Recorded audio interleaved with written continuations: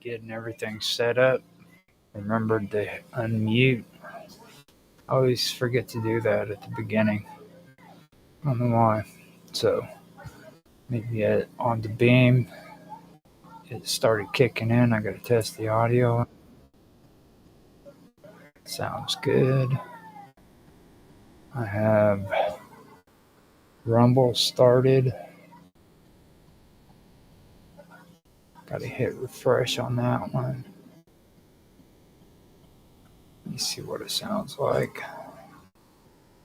Sounds good on Rumble.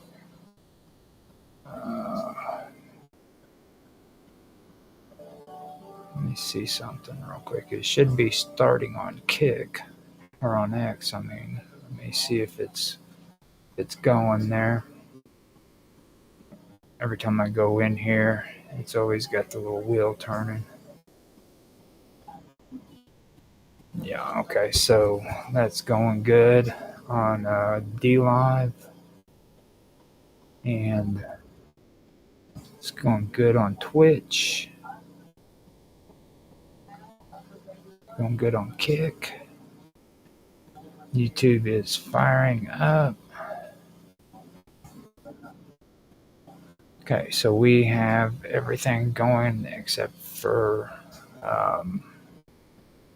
Strange Stories on X. Now I'm waiting to see if that one sounds good. Doing my audio tests. Hit refresh on it. It gives me issues every time. Let me see now. Still giving some issues.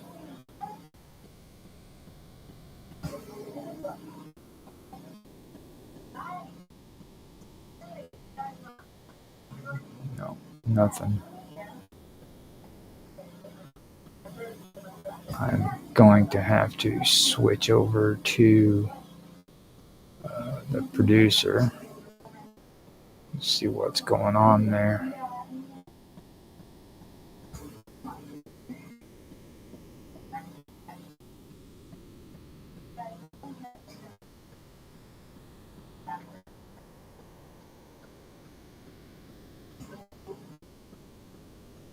See what's taking place here. Doesn't seem to be kicking on, so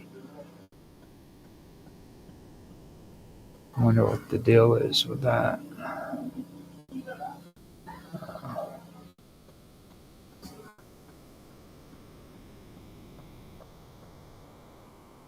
Yeah. That is interesting.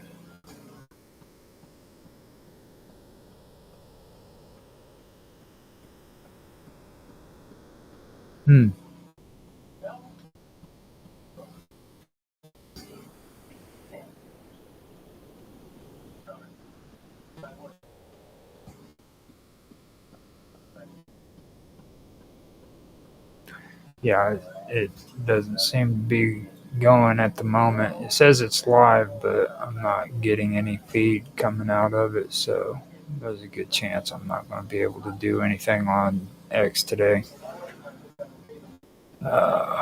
So I am going to just go ahead and get the show started because I've got to get it going. I'm running a little bit late.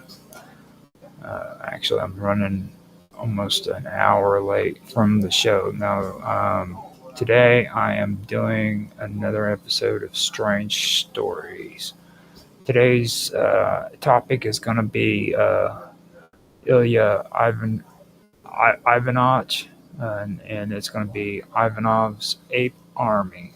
This is a project that I've been wanting to actually put on video for quite some time, and it's actually been one of the first things I actually started doing research in when it comes to this. I wanted to add some of my weird science to my strange stories.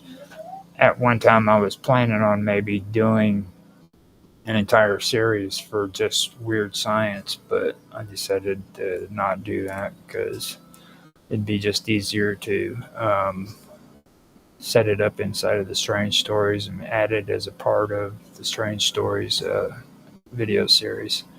So that's what I'm going to do. Today's episode is going to be about Ilya Ivanovich Ivanov and his army of apes, which is a very interesting story. It relates to some of the stuff going on today. So with that, I'm going to take a drink of my coffee and start this episode. Hope you guys enjoy. Now, Ilya Ivanovich Ivanov is, or he was born in 1870. He ended up dying in 1932. Now, he was a Russian and a Soviet biologist, best known for his pioneering work in artificial insemination and controversial attempts at creating human-ape hybrids. And before I get started with this, I'm going to tell everybody this isn't the stories or any of the folklore or any conspiracy theory. Okay, this is fact. So all the stuff that I'm going to be reading here is stuff that actually is documented and true. So just to let you know, I'm not talking about any kind of conspiracy theory or nothing. This is stuff that actually took place in history. Now, Ivanov was a pioneer in developing artificial insemination techniques, particularly in horse breeding. His methods significantly increased the efficiency of selective breeding and were later adapted for use in other livestock and even humans. Now, he experimented with crossbreeding closely related to species such as zebras and horses. He created the zebroids and bison with domestic cattle. So his work laid the foundation for hybridization research in genetics as well. Now, in the 1920s, under the Soviet regime, Ivanov proposed and he also attempted to create a human-ape hybrid.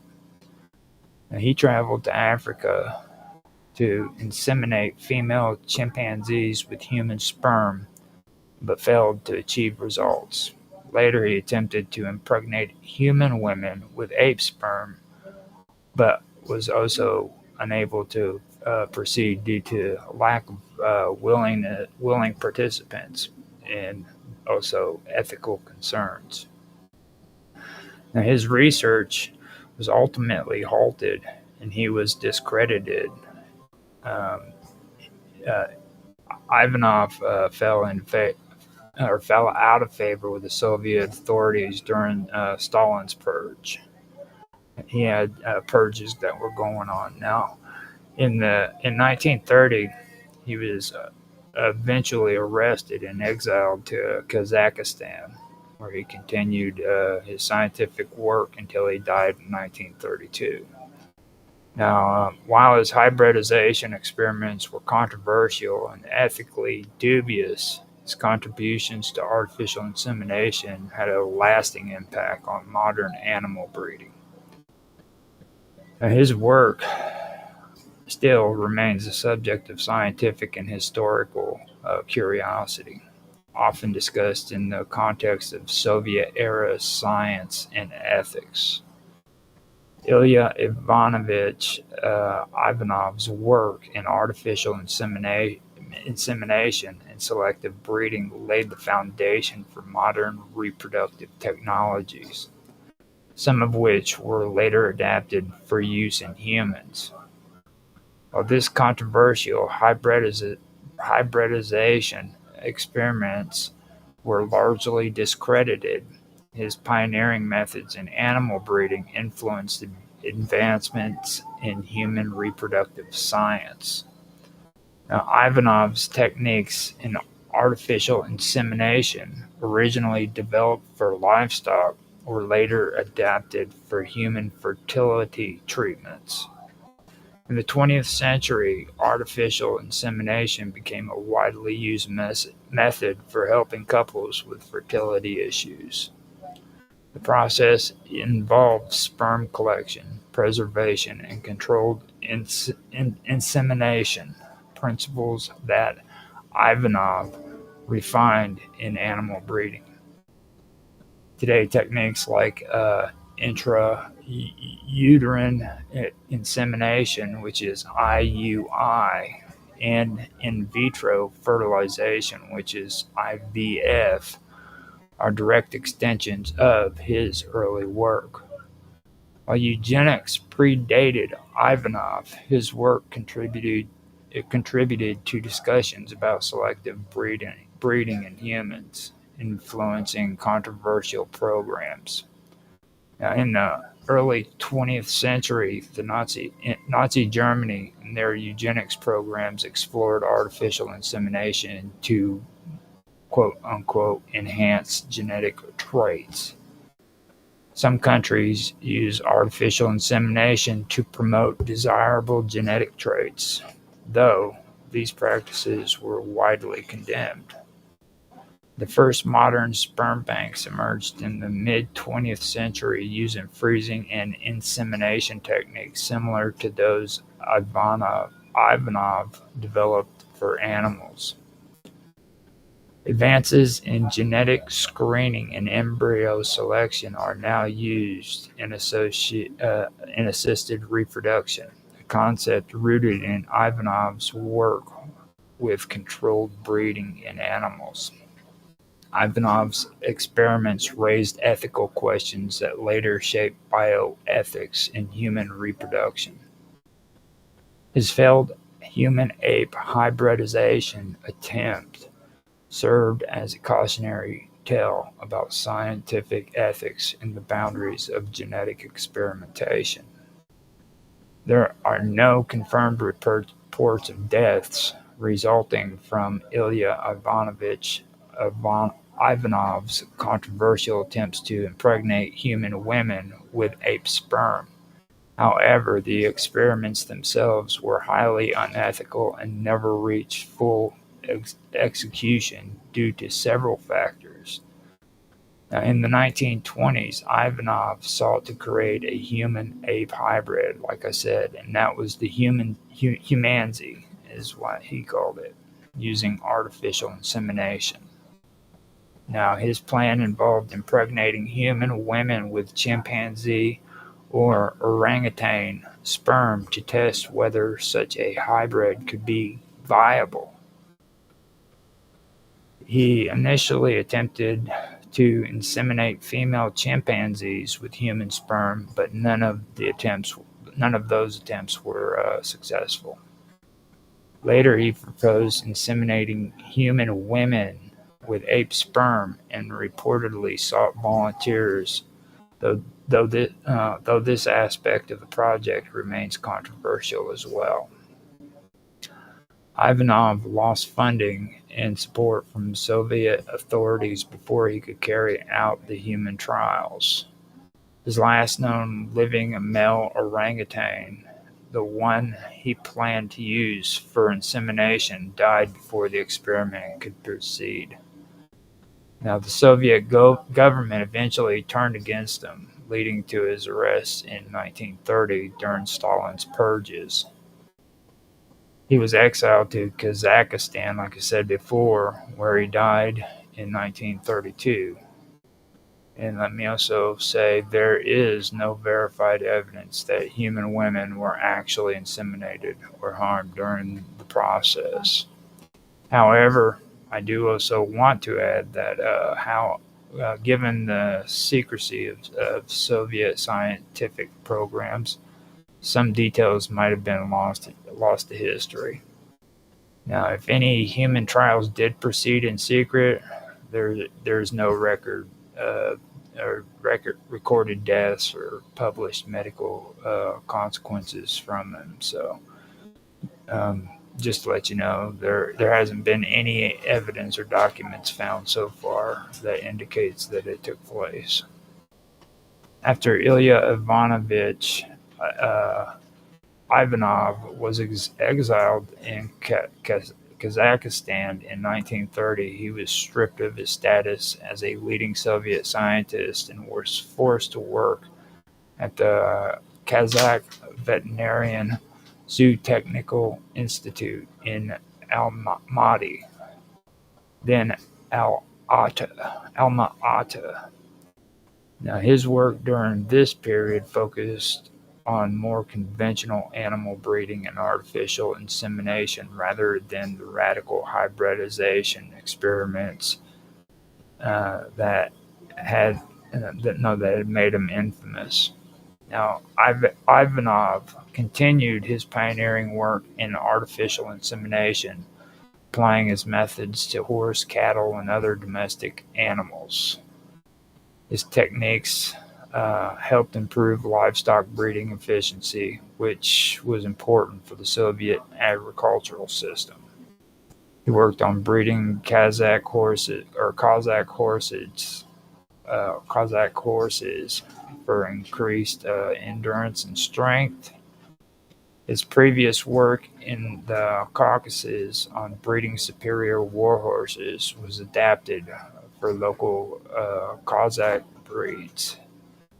Despite his fall from favor, he was still recognized for his expertise in animal genetics and reproduction.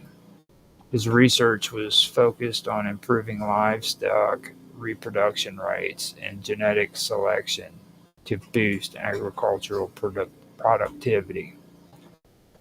Ivanov was under constant surveillance, though, by the Soviet authority, as many of his colleagues and former supporters had been purged. In 1932, he suffered a stroke and died shortly after. Now, his human-ape hybridization experiments were quietly buried by the Soviet regime. His work was largely forgotten until it was later rediscovered. Though his career ended in scientific exile, his contributions to artificial insemination lived on and were later applied to human reproductive technologies, but without the unethical hybridization attempts he had once pursued. Now, Ilya Ivanovich Ivanov's attempts to impregnate human women with ape sperms were halted due to several ethical, scientific, and political concerns. These included the fact that the women who were meant to participate in the experiments were were reportedly not fully informed of the nature of the procedure. And also, the idea of cross-species hybridization was seen as an abomination by both the religious and the secular institutions during the time. Now, even with artificial insemination, human-ape hybrids were extremely unlikely to succeed due to differences in the chromosome numbers. Humans have 46 chromosomes, while the chimpanzee only has 48. Any successful fertilization, which supposedly was never confirmed, would have likely led to severe genetic defects too. Initially, Ivanov's work was supported because the Soviet government was pushing the boundaries of science to prove that humans could be biologically engineered. However, in the late 1920s, Stalin's regime had shifted focus towards political purges and control, and Ivanov's radical work was seen as dangerous pseudoscience that could embarrass the Soviet Union.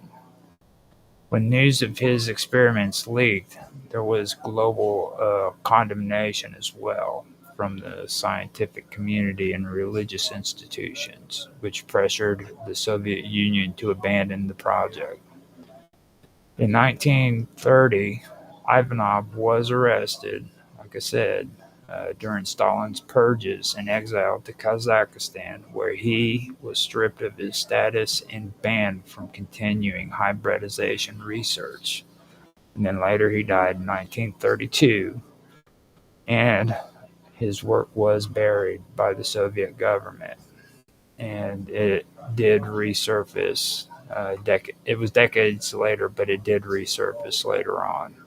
It was forgotten for a short period of time, but it did eventually resurface. It's actually one of the biggest.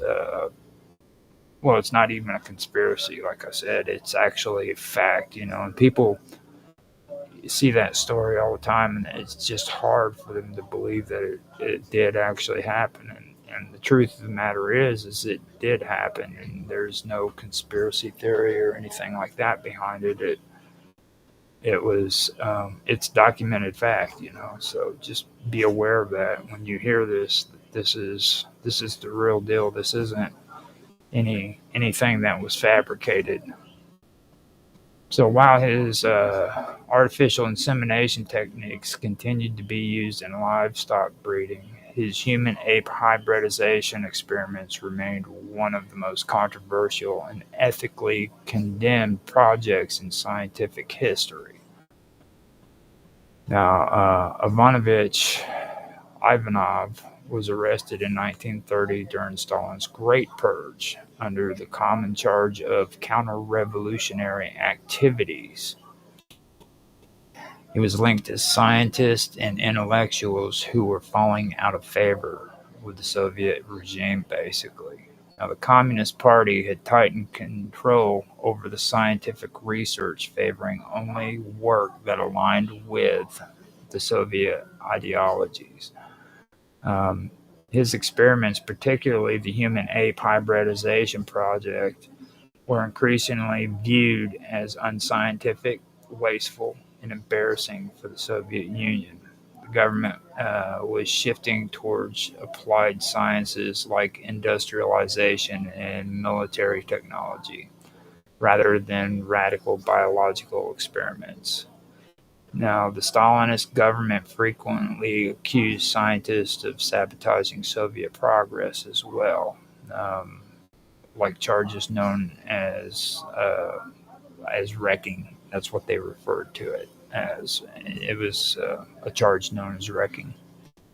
Now, Ivanov's failure to produce results may have been interpreted as deliberate incompetence or like a waste of state resources too. Instead of execution, though, which was common for many intellectuals at the time, Ivanov was sentenced to 5 years of exile in Almaty, Kazakhstan. He was barred from continuing his research and forced into a less controversial scientific role in veterinary medicine. But he ended up dying a couple of years later in 1932 while he was still in exile. Now, his arrest was part of a broader crackdown on intellectuals and scientists who did not conform to Soviet ideology, and his work was largely suppressed until after the fall of the USSR. Now, the Soviet Union had an aggressive state-controlled approach to science, often prioritizing ideological conformity and practical application over ethical considerations. Scientific research was heavily influenced by Marxist Leninist ideology, and ethics were often subordinate to political and economical goals. All scientific institutions were state-run, first off, meaning that researchers had to align with political directives from the Communist Party. Now, funding and career advancement were contingent on adherence to ideological goals. The government heavily funded nuclear physics, aerospace technology and military research, leading to successes such as Sputnik in 1957 and the development of ICBMs. Now, human biology and genetics, however, were politicized and censored, especially under Stalin. Scientists who disagreed with official doctrine were often imprisoned, exiled, or executed. Uh, that would have to do with the Lazinsko affair, also, and we'll get into that here in a minute. Now, many research projects were shut down because they were deemed Borgias or Western.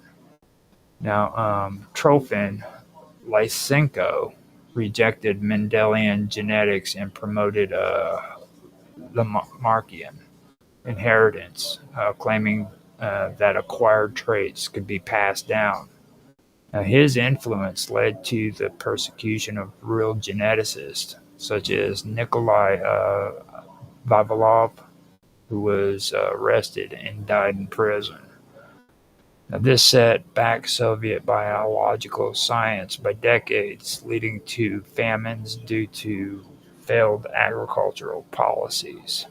And for me, I kept that in, but let you know, I don't really believe that a lot of the things that biology is doing is actually doing anything good when it comes to agriculture. So I'm not really a big fan of saying that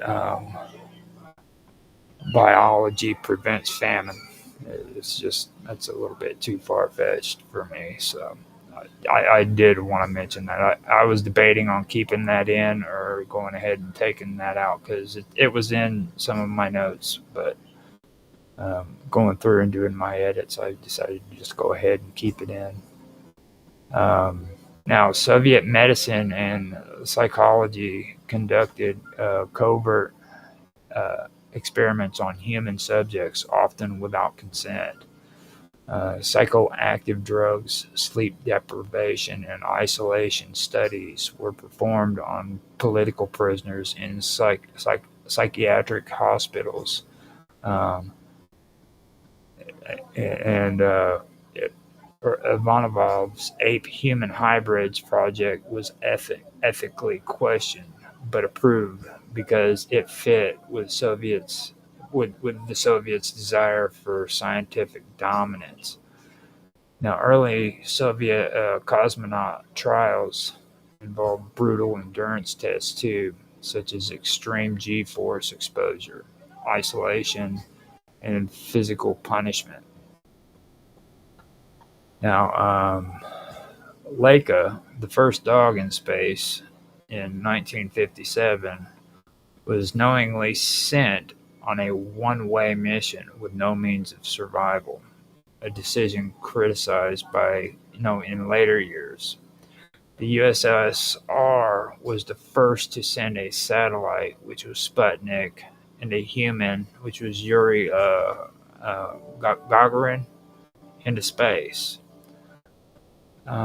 This political and scientific victory pressured the U.S. into launching NASA in the Apollo program. The Soviet Union engaged in massive nuclear weapons development as well, leading to tests that devastated the environment. In 1961, for example, there was the Tsar Bomba, the largest nuclear explosion in history. Now, biological warfare programs like BioPreparedit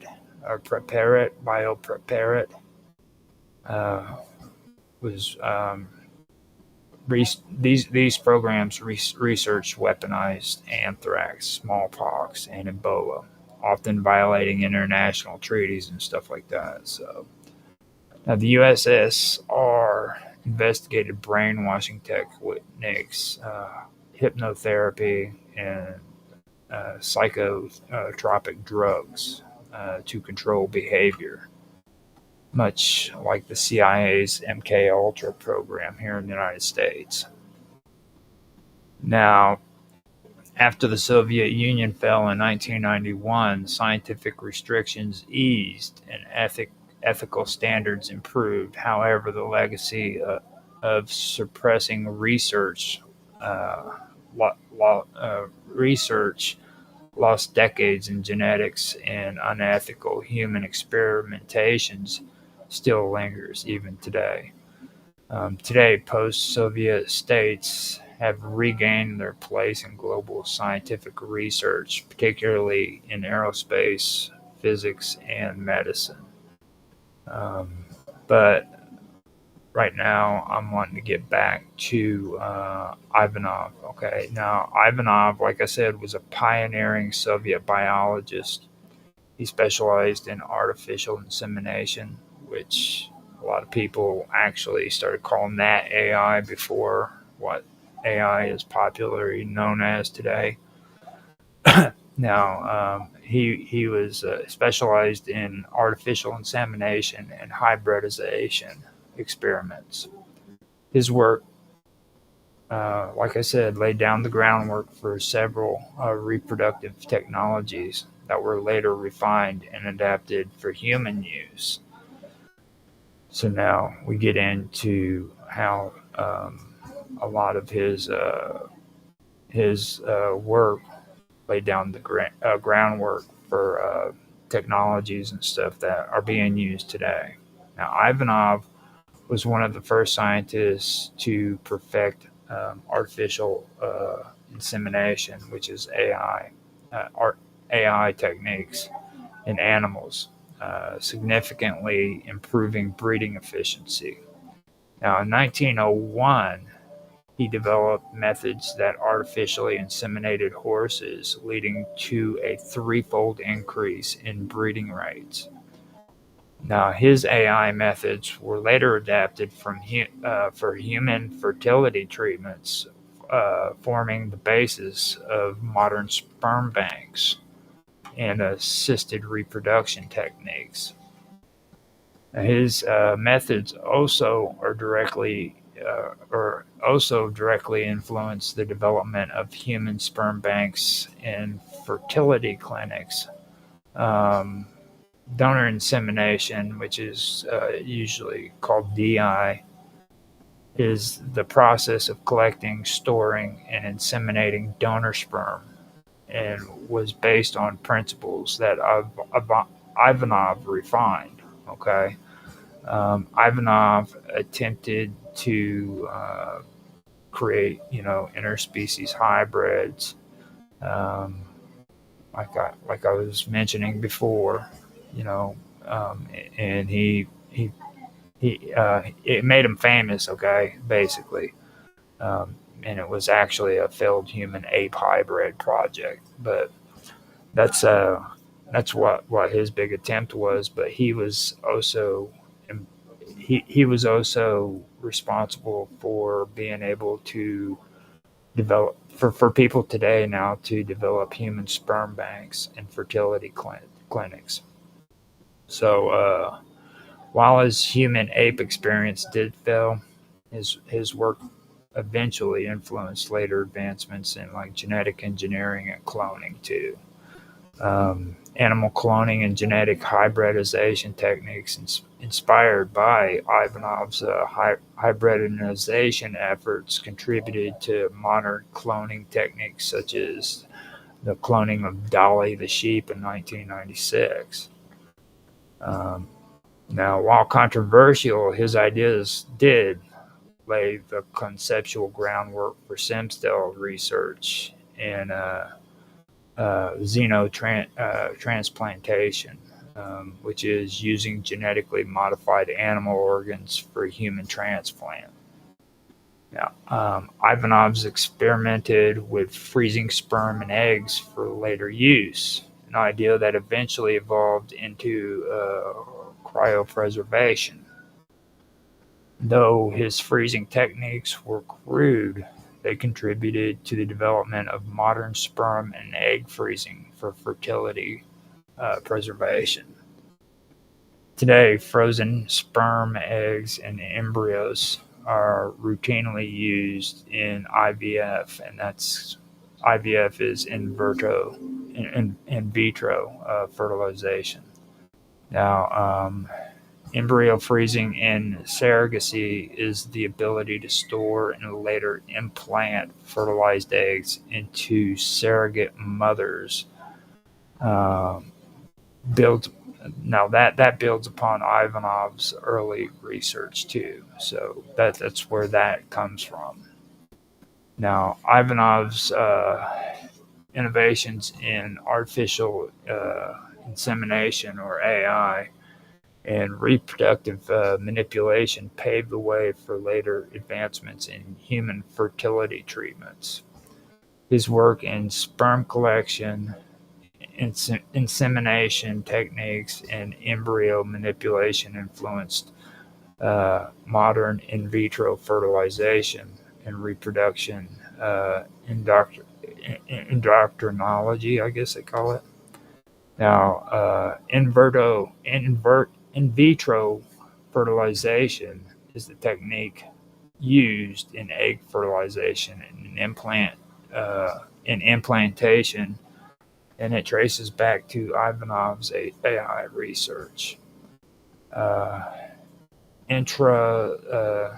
cytoplasmic sperm injection, which is shortened down to ICSI, is the precise injection of sperm into an egg used in fertility clinics. This also builds on Ivanov's early work on insemination.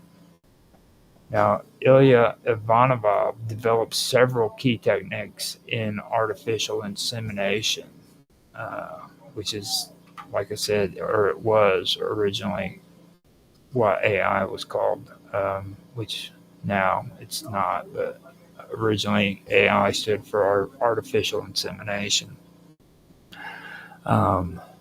But he did develop several key techniques in artificial insemination that were later adapted for human fertility treatments. His methods focused on improving sperm collection, storage, and insemination efficiency, laying the foundation for modern reproductive technologies such as IVF, sperm banks, and donor insemination. Now, Ivanov developed methods to collect and preserve sperm for extended period of times, which would ensure the successful fertilization, even when the donor had and recipients were separated by time and distance. So he experimented with cooling sperm to slow metabolic activity, an early precursor to cryopreservation, which is the modern sperm freezing for today. They call it cryopreservation. Now, sperm cryopreservation are used in sperm banks and fertility clinics for assisted reproduction in cancer patients, preserving fertility. Modern IVS treatments use frozen sperms in embryos, a technique that evolved from Ivanov's storage experiments. Ivanov developed a method to inseminate multiple females using sperm from a single high-quality donor. He refined sperm dilution techniques using a buffer solution, allowing a small sperm sample to be used across many inseminations. He introduced catheter-based insemination, improving accuracy and success rates. Sperm from a single donor can be used for multiple recipients, a practice in sperm banks even today.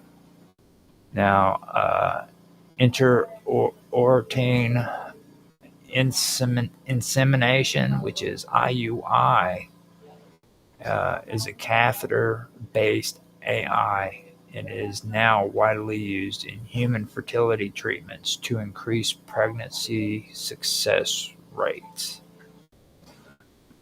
Now, Ivanov optimized sperm extraction techniques, improving the quality and concentration of sperm samples. He experimented with chemical solutions to extend sperm lifespan, an early step towards sperm washing. He designed specialized syringes and pipelets to enhance insemination precision. Sperm is now processed to remote impurities and select the most viable sperm before insemination. Advanced sperm injection methods in IVF build upon Ivanov's precision techniques. They build upon Ivanov's precision techniques. Ivanov's hybridization attempts, horse, zebra, human ape, artificial intelligence, explored the limits of sperm-egg compatibility and fertilization efficiency. Through ethically questionable, his study of interspecies reproduction provided insights into genetic barriers and reproductive compatibility, influencing later studies in human fertility genetics. Pre-implantation genetic testing, which is PGT, is used in IVF, in vitro fertilization, to screen embryos for genetic diseases influenced by early genetic studies like Ivanov's. Today's reproductive science often tests fertility treatments on animals before applying them to humans. Ivanov's sperm preservation, insemination techniques, and genetic research played a crucial role in shaping modern fertility treatments. His breakthrough in sperm viability, AI, efficiency, and reproductive manipulation form the basis of today's IVF, sperm banks, IUI, and fertility preservation. Ilya Ivanov's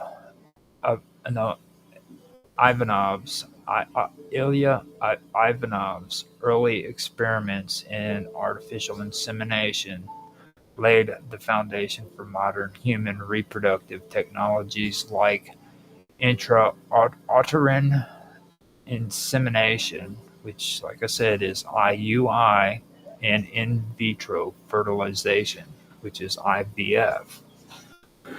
His pioneering techniques in sperm collection, storage, and insemination efficiency directly influenced the development of these assisted reproductive techniques, which is ART, A-R-T.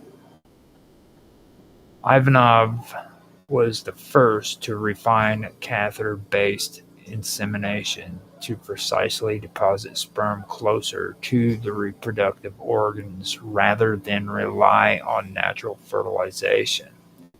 His methods increased the chances of conception, which is the same principle behind IUI today.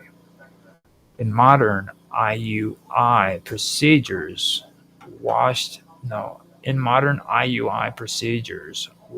and concentrated sperm is injected directly into the uterus, bypassing the cervix to improve pregnancy success rates. Ivanov's techniques of sperm dilution and precise insertion sets the groundwork for this approach. Ivanov developed methods for enhancing sperm quality, which led to modern sperm washing techniques. He experimented with chemical solutions to keep sperm viable for extended periods, ensuring high motility, an essential factor in today's IUI. Today, sperm is processed, which is another word for washed, to remove dead or low motility sperm, just as Ivanov sought to improve sperm quality before insemination. His work in sperm selection and viability led to the ability to use donor sperm banks for IUI, just as he successfully inseminated animals using preserved sperm.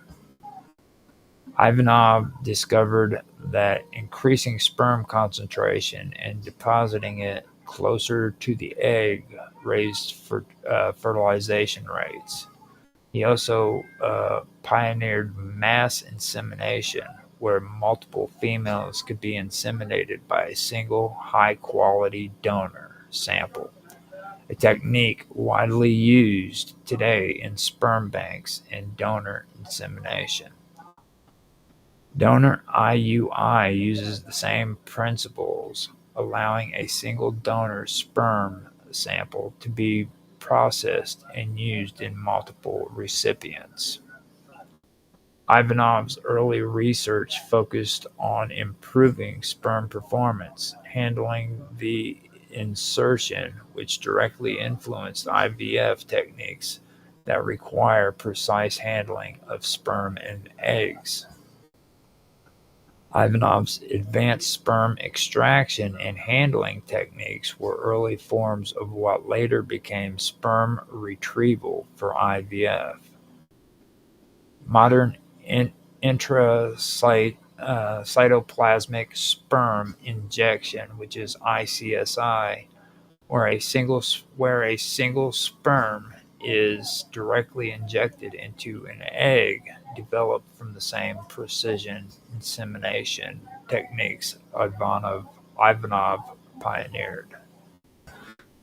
One of Ivanov's most groundbreaking contributions was his early work in sperm preservation, which later influenced cryopreservation, sperm freezing, a vital aspect of in vitro fertilization.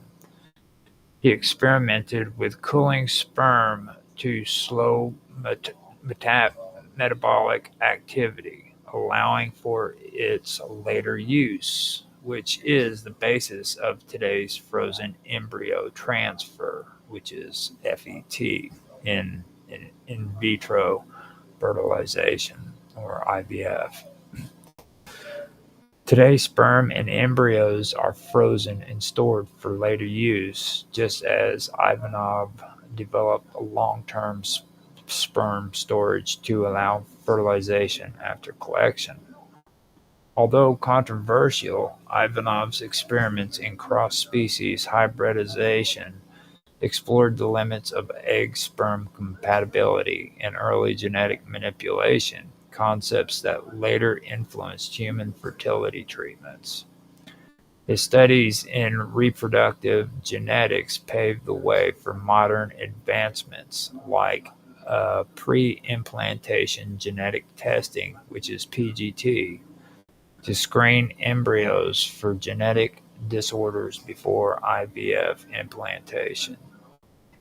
Genetic research on fertility treatments, which ensures compatibility between donor sperm and recipient eggs. Now, today's IVF uses genetic screening to select embryos with the highest chance of survival, an extension of Ivanov's early studies on selective breeding and sperm viability.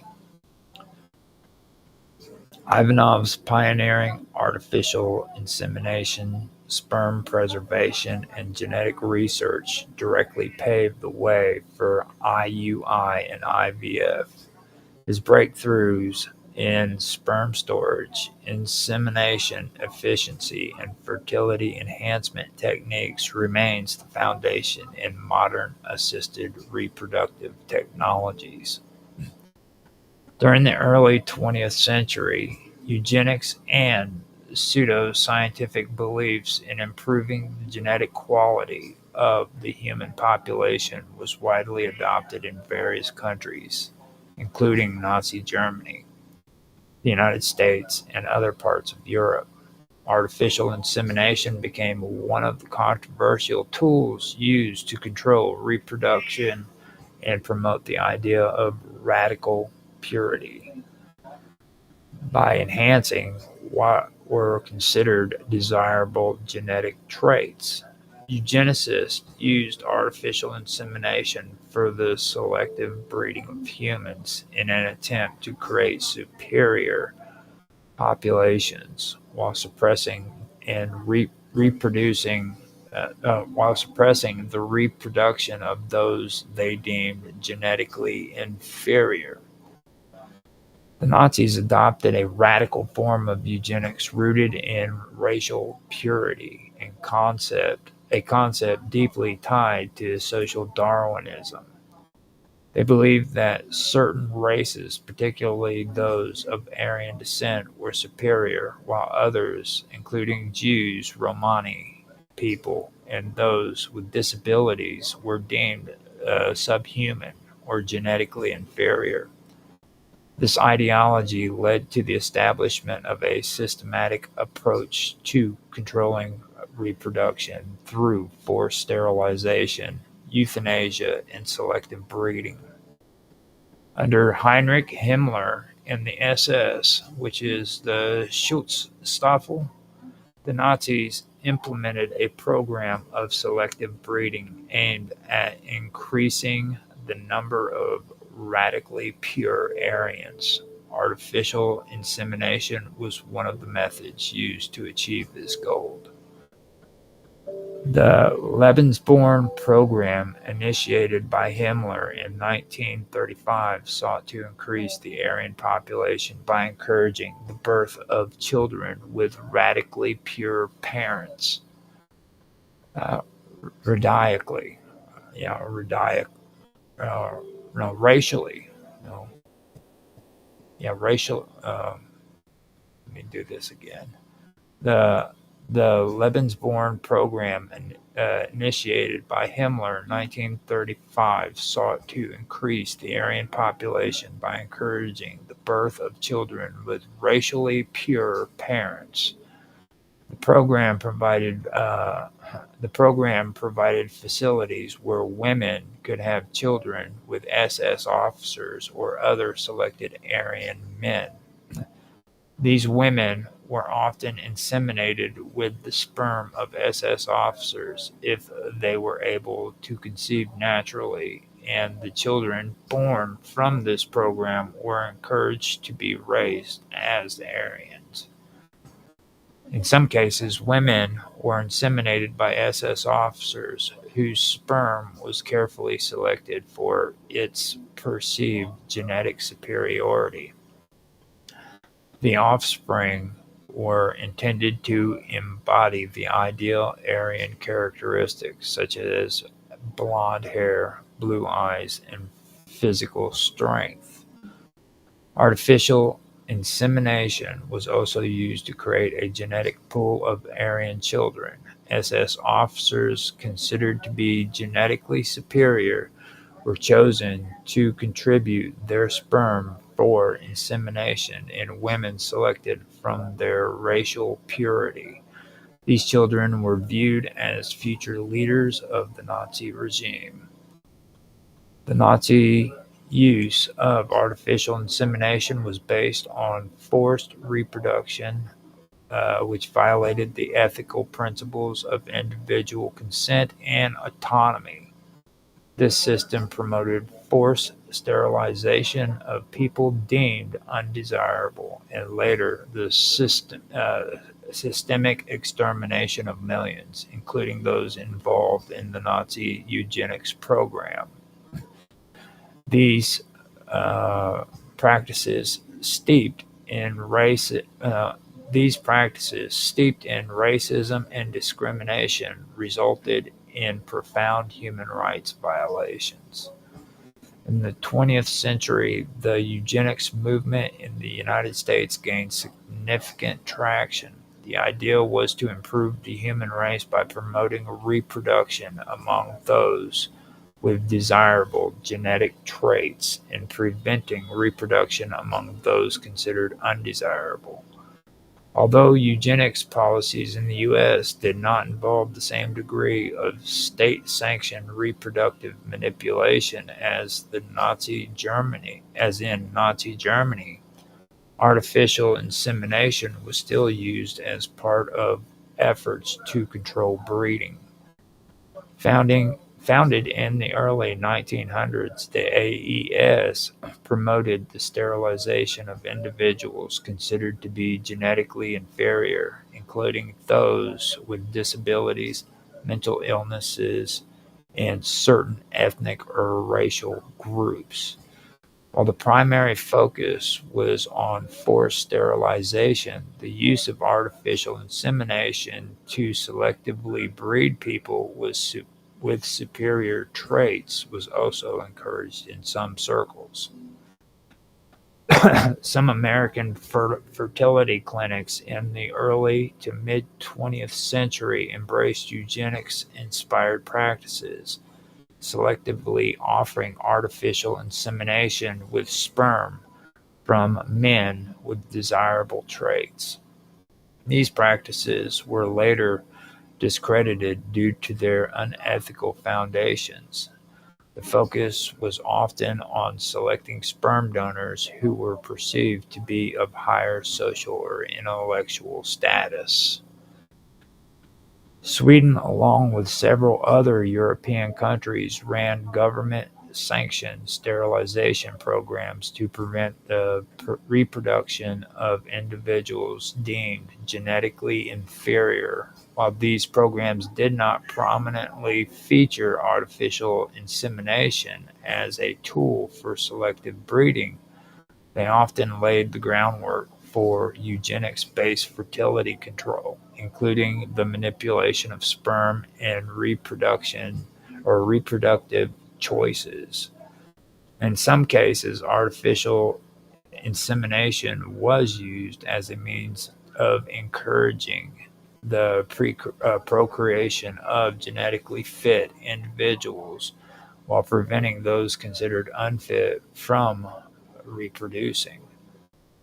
Many other countries in Europe during the 1920s to the 1940s were involved in eugenics practices, some of which included the use of artificial insemination in limited and often coercive ways to improve genetic stock based on racial, ableist, and classical ideologies. The ethical issues surrounding artificial insemination and eugenics programs have been widely discredited today. The eugenics movement was fundamentally flawed, based on pseudoscientific and racist ideas, and ignored basic human rights and individual freedoms. In both Nazi and other eugenics programs, many individuals were coerced or forced into reproductive decisions with no consent from the individuals involved. Eugenics programs promoted discrimination based on race, class, mental health, and disabilities, creating a genetic hierarchy that marginalized entire groups of people. Forced sterilization, human experimentation, and state-sanctioned violence committed in the name of eugenics left a legacy of human rights abuses that still affect the descendants of those targeted by these programs today. The use of artificial insemination in Nazi Germany and various eugenics programs in the early 20th century was part of an effort to control reproduction and promote the breeding of humans with desirable genetic traits. often along often along the lines of racial purity and societal ideals. In these programs, artificial insemination was used to selectively breed individuals with specific physical, intellectual, or racial characteristics deemed superior, while forcibly sterilizing or preventing the reproduction of those considered genetically inferior. These unethical practices, rooted in discrimination and pseudoscience, have left a dark legacy in the history of reproductive medicine and human rights. Embryo selection and genetic screening are advanced reproductive technologies used in assisting reproduction to help selected embryos that are genetically healthy or have certain traits, reducing the risk of genetic disorders. These technologies are used in conjunction with in vitro fertilization, which is IVF, and other assisted reproductive technologies, which is ART or ART. Now, embryo selection refers to the process of choosing the healthiest or most genetically desirable embryos for implementation during IVF. The goal is to increase the chance of a successful pregnancy and reduce the risk of genetic disorders or diseases. There are various methods used for embryo selection, most commonly pre-implantation genetic testing, which is PGT. Pre-implantation genetic testing involves testing embryos for specific genetic disorders or chromosomal abnormalities before they are implanted into the uterus.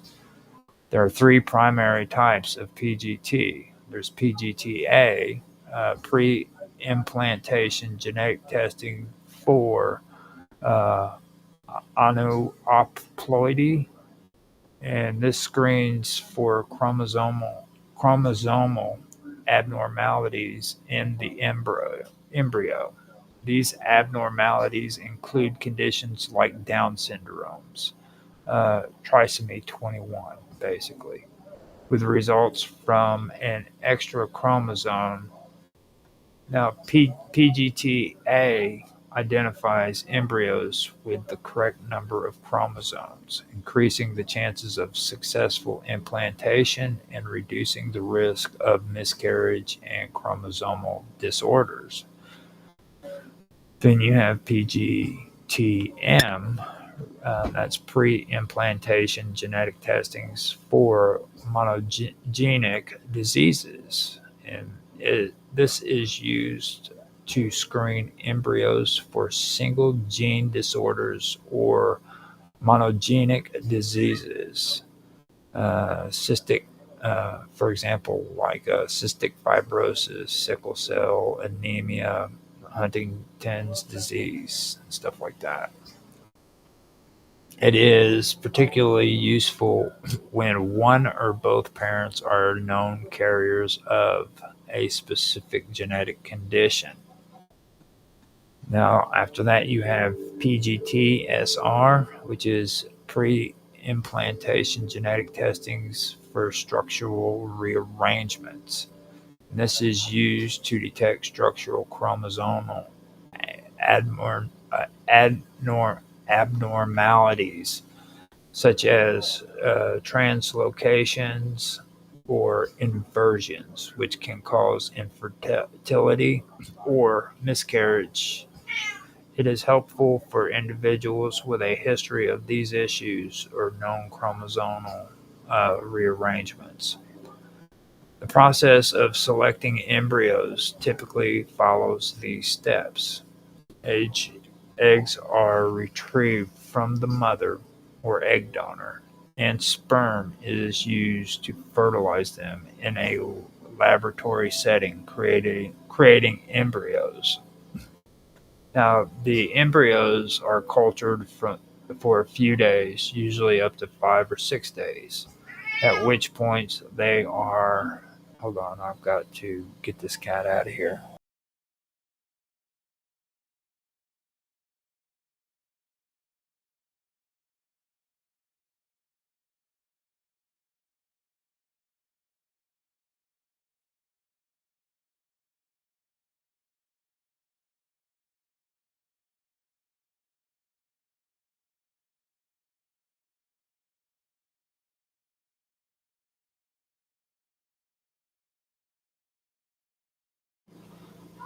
Okay, sorry about that. I've got a cat that wants to act all crazy. Okay, now the embryos are cultured for a few days, usually up to 5 or 6 days, at which point they are in the blastocyst stage, the stage just before implantation into the uterus. A small number of cells, usually 5 to 10, are biopsied from each embryo, typically from the outer layer called the uh, trophectoderm.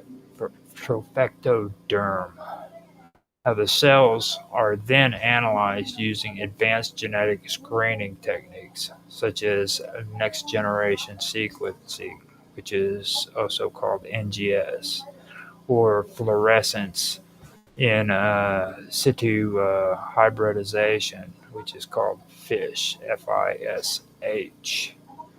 And that's used to detect any genetic or chromosomal abnormalities. abnormalities.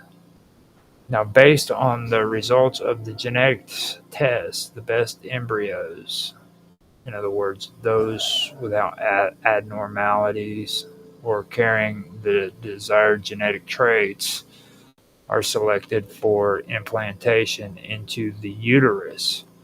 The remaining embryos can be frozen for future use or discarded. While embryo selection can significantly reduce the risk of genetic disorders, it raises several ethical concerns. There are ethical debates surrounding the selection of embryos based on genetic characteristics, particularly when it comes to selecting against disabilities. Uh, some argue that this could lead to the designer baby phenomenon, where embryos are selected for non-medical traits such as intelligence, physical appearance, or athletic ability. Now, some couples use genetic screening to choose the sex of their children, often based on cultural or personal preferences. This practice is controversial and raises concerns about gender bias. Now, the ability to select embryos with desired genetic traits can be seen as a form of modern day eugenics, where certain genetic traits are valued over others. This has raised fears of social inequality and discrimination against individuals born with undesirable genetic traits. Genetic screening is the process of testing individuals or embryos for genetic conditions, disorders, or predispositions to certain diseases. It plays a critical role in ensuring the health of offspring and is often performed in the context of assisted reproductive technologies. Genetic screening is often used in conjunction with in vitro fertilization to assess the genetic health of embryos before implantation. As mentioned under PGT-M and PGT-A, however, genetic screening can also be performed on individuals prior to pregnancy to assess their carrier status for certain diseases. Carrier screening tests individuals, either prospective parents or embryos, to determine whether they carry genes for certain genetic disorders. If both parents are carriers of the same recessive genetic condition, in other words, cystic fibrosis or Tay-Sachs disease, things like that, there is a higher risk of passing that condition to their child. Carrier screens help identify these risks before conception or implantation. Newborn screening is typically done after birth to test for certain genetic conditions that are not immediately obvious. It includes tests for conditions like phenylactonuria or PKU and hypothyroidism or hypothyroidism. Hypothyroid is what that basically is. Now, screening performed before pregnancy checks if individuals carry genes for specific inherited conditions that could be passed on to their children. A more comprehensive version of carrier screening expanded screening tests for a broad range of genetic conditions, especially in population with higher risks of certain disorders. Now, genetic screening involves analyzing DNA for specific markers or mutations associated with genetic disorders. Common methods usually include next-generation sequencing, which is a high-throughput sequence technique that allows for comprehensive analysis of genetic material, identifying even rare genetic variants. NGS is widely used in pre-implantation genetics testing, which is PGT, for identifying genetic disorders in embryos. Then fluorescence in situ hybridization technique that uses fluorescent probes to bind to specific chromosomes, and that allows the visualization of chromosomal abnormalities such as aneuploidy or abnormal chromosome number. Now, PCR is used to amplify DNA sequences, allowing for the detection of specific mutations or genetic variations. One of the main benefits of embryo selection and genetic screening is the reduction of the transmission of genetic disorders. By identifying embryos with genetic issues or abnormal chromosomes, couples can avoid passing on conditions like cystic fibrosis, sickle cell anemia, Huntington's disease, and Down syndrome. Genetic screening and embryo selection help couples make informed reproductive decisions, including whether to proceed with pregnancy or explore other options like egg sperm donation or adoption. It also allows for more personalized family planning, giving parents the option to have children free from certain genetic disorders. As with embryo selection, genetic screening raises various ethical issues. Genetic screening provides couples with choices, but it also raises concerns about genetic determinism, the belief that an individual's life or potential is solely determined by their genetic makeup. This could lead to social pressure to select embryos with only the most desirable traits. The possibility of using genetic screening and editing techniques to select for physical and intellectual traits beyond diseases or disease prevention has led to fears of creating designer babies based on arbitrary traits like intelligence, height, or appearance. This raises concerns about social inequality and eugenics. Now, with that all being said, I want to get back to uh, Ivanov. Now, Ilya Ivanovich Ivanov did indeed conduct experiments, okay, attempting to hybridize humans and primates, including the use of orangutan sperm. Now, his work focused on selective breeding and cross-species reproduction, particularly in the context of human and ape hybridization.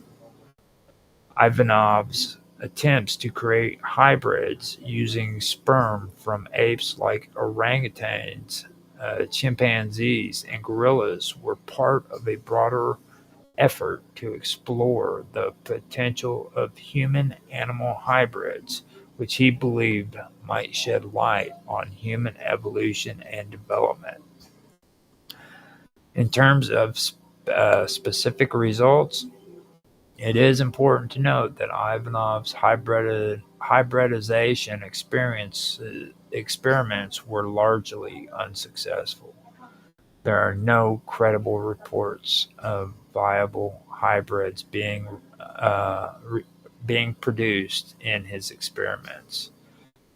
The process of hybridization between humans and other primates was and is scientifically implausible due to significant genetic differences between humans and other great apes, despite their shared ancestry. The mechanism that might allow for successful fertilization and viable offspring are not present in these types of interspecies attempts. In Ivanov's case, it is known that he made several attempts to impregnate female chimpanzees with human sperm and female humans with ape sperm, but the results were inconclusive and controversial. The methods used and the ethical concerns surrounding these experiments further clouded the outcomes. For the orangutan sperm experiment specifically, it seems that there was no successful pregnancies or births of hybrids, further reinforcing the fact that the reproductive barriers between humans and other great apes are insurmountable. Additionally, scientific knowledge and the ethical standards have since evolved, and such experiments would not be conducted today due to the many moral, ethical, and biological concerns they raise.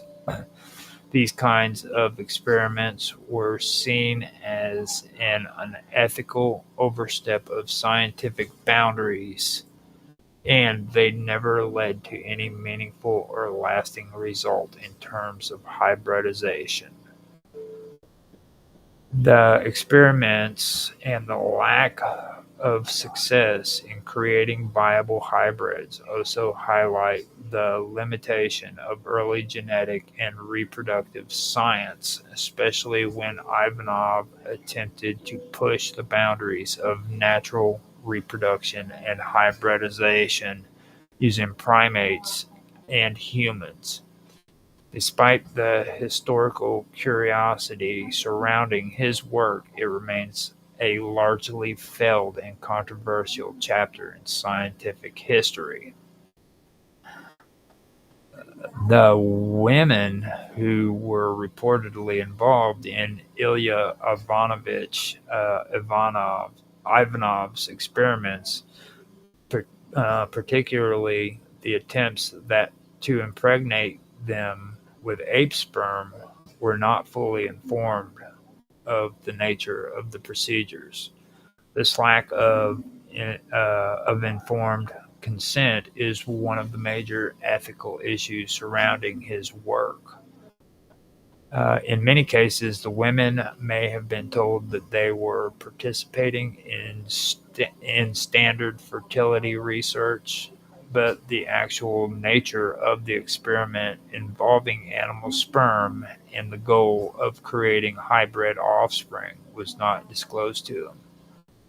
Ivanov's experiments were conducted in secrecy and under questionable ethical standards.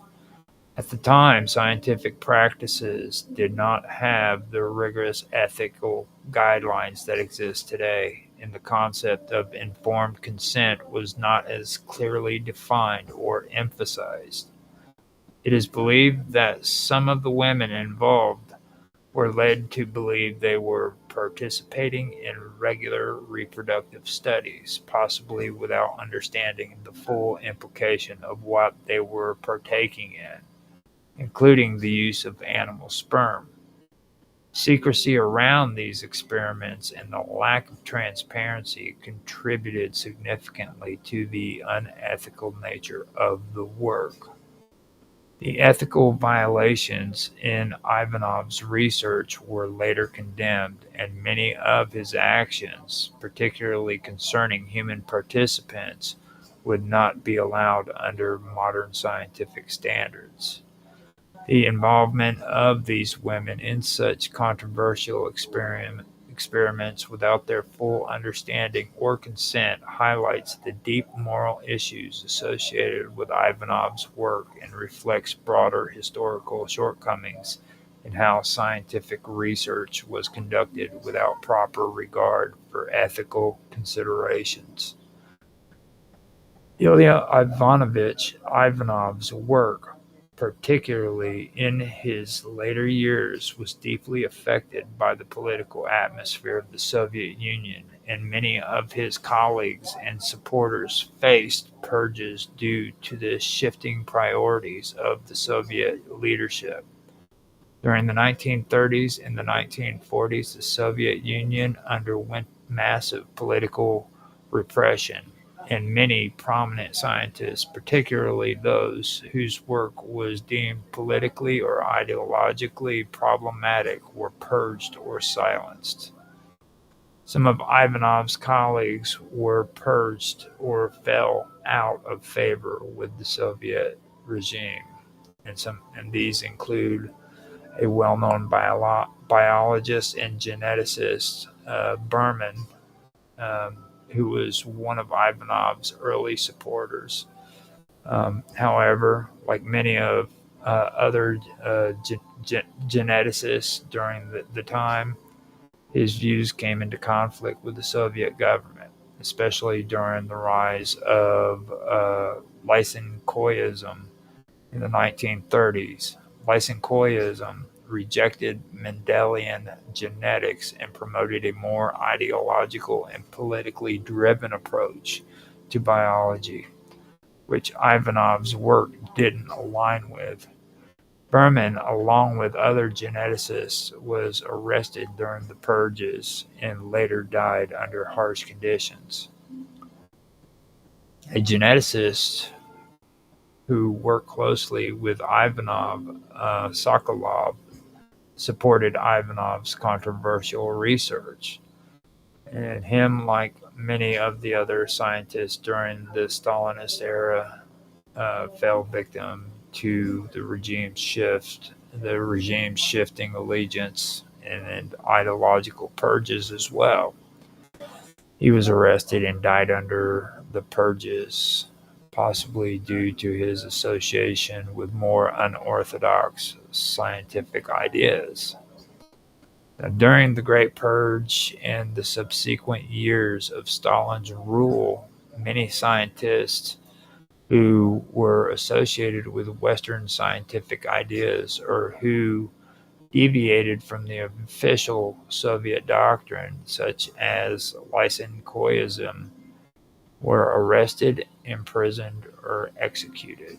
Ivanov's work, which had strong ties to Western concepts of genetics and reproductive science, was considered controversial by the state, and his connections to such individuals put him in a difficult position. In the 1930s, Soviet science underwent a dramatic shift under Trofim Lysenko, who promoted ideas that contradicted classic genetics.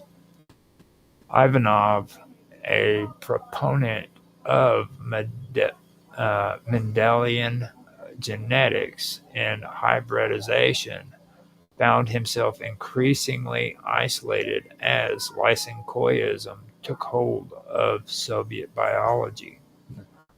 Lysenko's rise was politically motivated, and it led to the persecution and removal of many prominent scientists, including those who had supported Ivanov.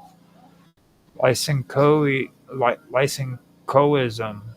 emphasized the environment and ideological factors in biology, was opposed to Ivanov's more experimental and genetic approach. Ivanov himself was ultimately discredited by the Soviet authorities. While he continued to pursue his work on hybridization, his ideas were increasingly out of line with the official Soviet scientific policies. In the late 1930s, after Stalin consolidated his powers and Lysenkoism became dominant, Ivanov's work came under suspicion and he lost the support of key political figures. Eventually, Ivanov was exiled to Kazakhstan in 1937, where his later work became largely ignored and sidelined by the Soviet government. His fall from favor mirrored the fates of many of his colleagues.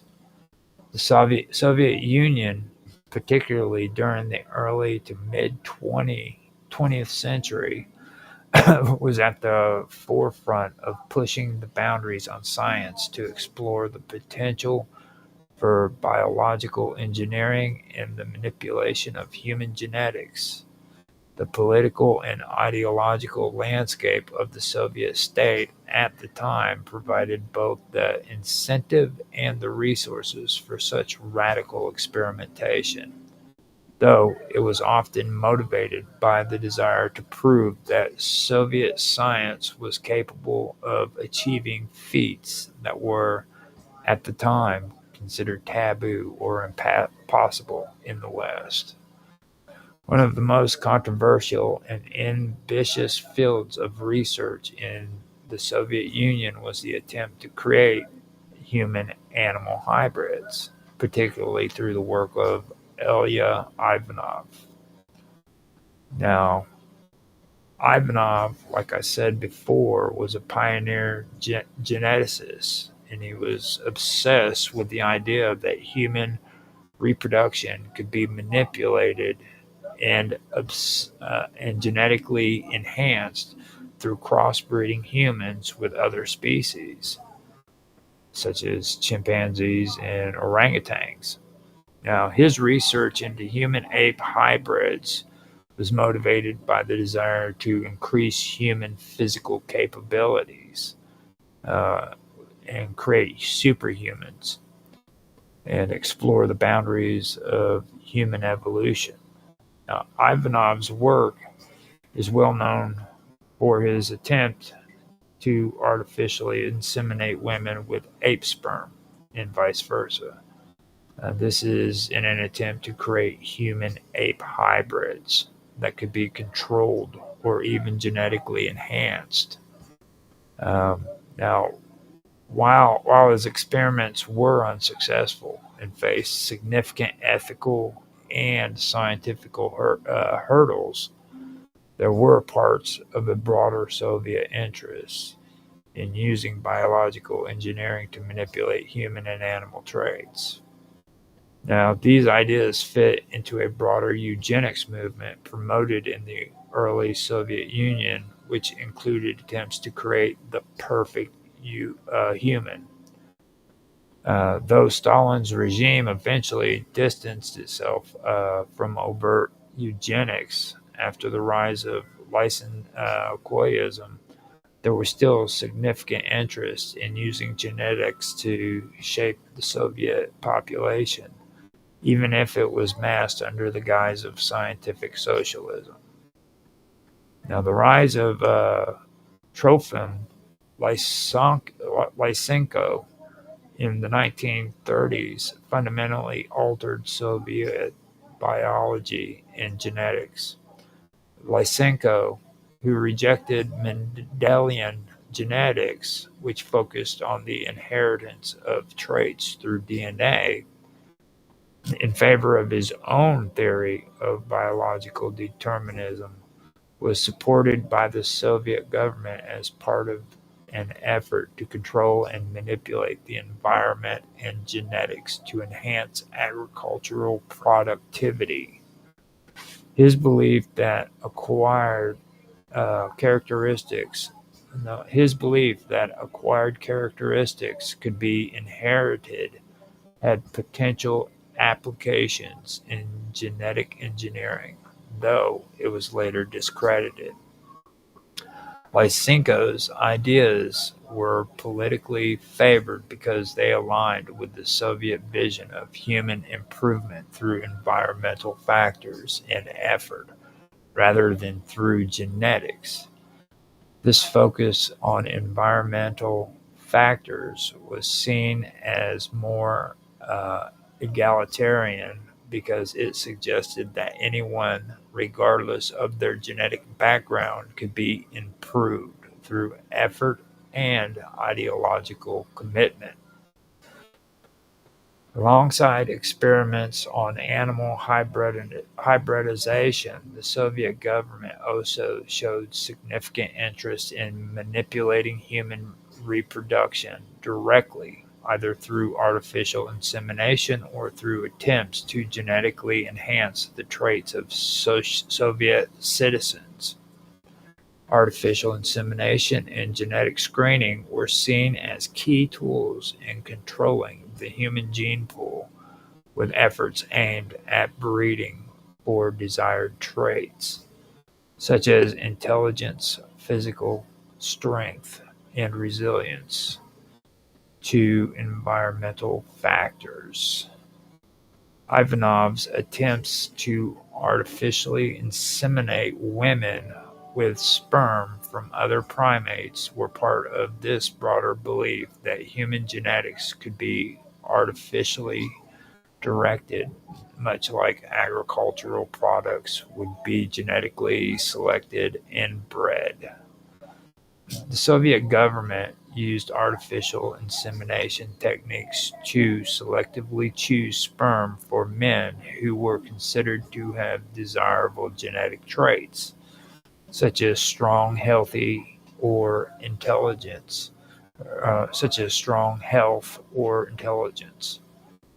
and inseminate women with it. This was considered an attempt to improve the genetic pool of the Soviet Union, ensuring a stronger, more robust future generation to support the socialist cause. Soviet scientists, many of whom were heavily influenced by Marxist-Leninist ideology, believed that biology and genetics were subject to ideological manipulation and could be molded to reflect the greater social goals of the state. Much like the Soviet Industrial Revolution, which sought to turn the country into an economic powerhouse, the scientific community was viewed as having the potential to transform nature and biology to fit the needs of the socialist state.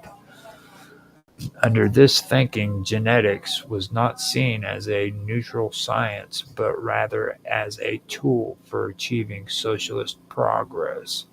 The Soviet government pushed the idea that eugenics and genetic control could enhance the human species to a level that could guarantee superiority over capitalist nations. The notion that the Soviet state could take control over nature and human biology was rooted in a broader ideological and scientific materialism and technological utopianism. uh, was rooted in broader ideology of scientific materialism and technological utopianism. Just as the Soviet regime sought to dominate the forces of nature in agriculture, industry, and military affairs, there was also a belief that it could shape and engineer human biology to fit the needs of the state. This led to experiments in genetic modification, reproductive technology, and other forms of biological engineering, such as the attempts to genetically select for desirable traits in the population, such such as the attempts to genetically select for desirable traits in the population.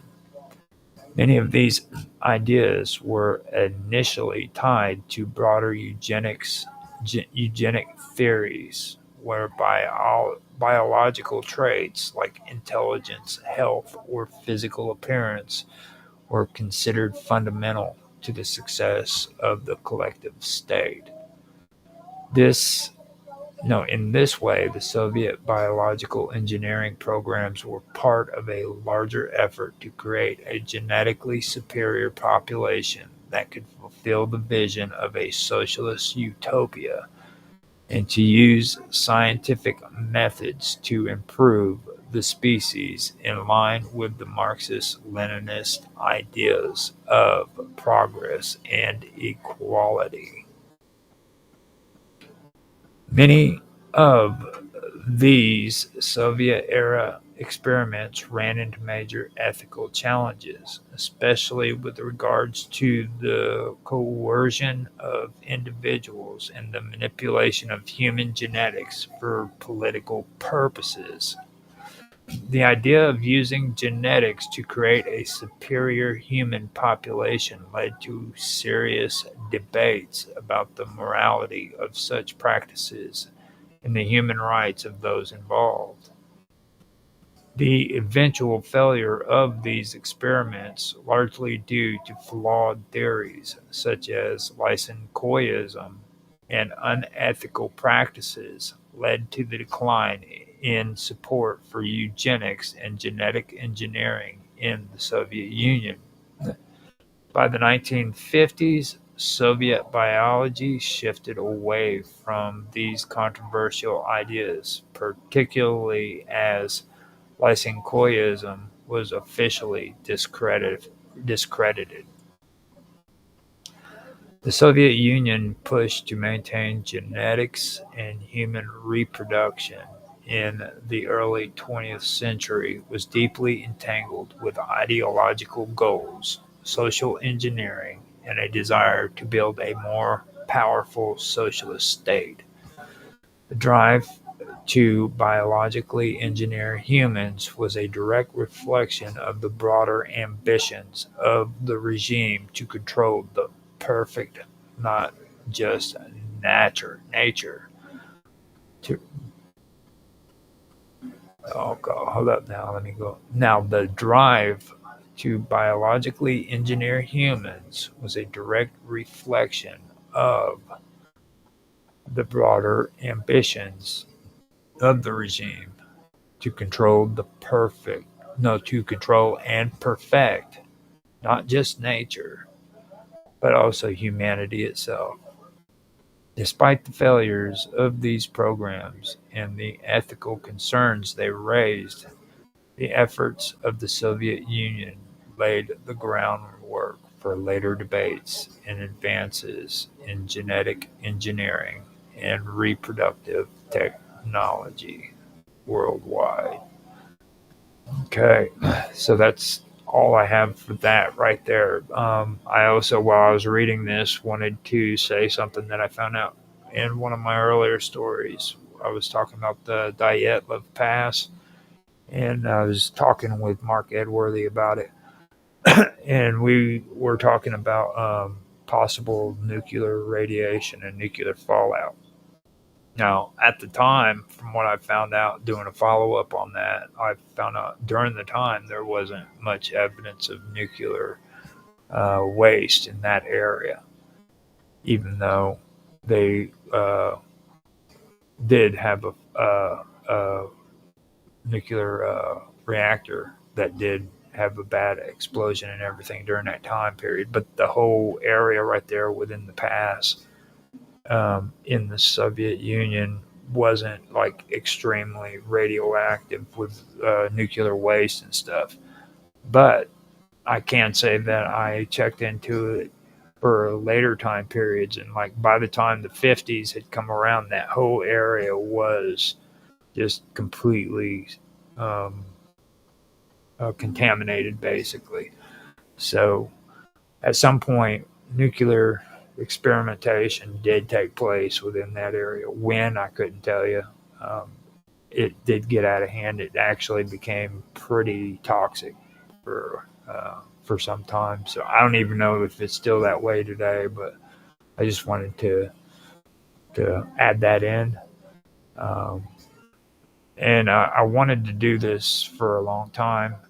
It's been a long time coming for me to do this. I've been wanting to actually bring this topic up for quite a few years now, and I've never gotten around to do it. So I want to do this one, and this is kind of part of my weird science part of strange stories. And later on, I do want to come back and do another one for Dr. Sergei Baranov. He's another interesting doctor that I am going to add to the strange stories. Maybe I'll do it next week. I'm not sure. It all depends. If something else crosses my mind that I want to do first, then I'll do that. But I really hope you guys did enjoy. I'd like to thank the 3 viewers on Beam who are watching. I'd also like to thank the 4 viewers on Rumble who are watching. I don't know if anybody was able to watch on X, but if you were able to see it, I hope you did enjoy it.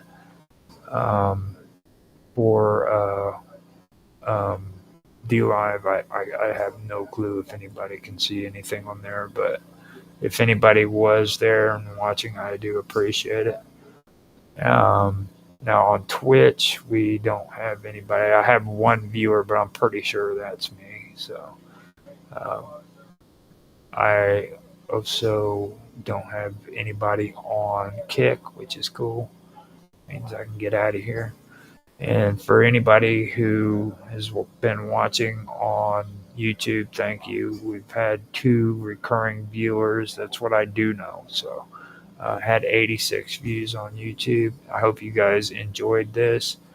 And I'd like to say thanks once again. And I'm going to go ahead and end the stream. If you guys want to leave a comment, please do so. I'd love to talk in the comment sections about these topics. If you have anything that you want to add to it or any questions you'd like to ask, feel free to ask them. You know, like, subscribe, share, whatever, you know. But most likely, or most definitely, leave a comment so that I can talk with you guys. So with that, I will now officially turn the stream off. Have a good night, guys.